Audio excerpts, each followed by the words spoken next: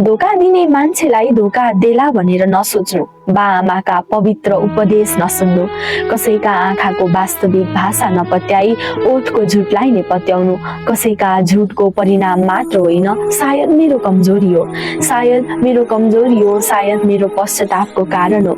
पटक पटक सत्य नबोल्दा पनि सत्य झै बनाउनु कसैको कला हुन सक्छ। त्यो असत्यलाई सत्य सम्झनु बेवकुफी मात्र होइन, विश्वास पनि हुन सक्छ। विश्वास गर्नेले निर्विकल्प विश्वास गर्दा पनि विश्वासघात गरिन्छ भने विश्वासघातीले पापको परिणाम भोग्नु नपर्ला र? झुटको खेतीमा आँसुको सिंचाई गर्नेहरू, झुटकै मेकअप गरिएको तिम्रो सुकिलो मुहारमा आँसु लतपतिएको हिलो लाग्न सक्छ। आखिर झुट बोल्नुको पनि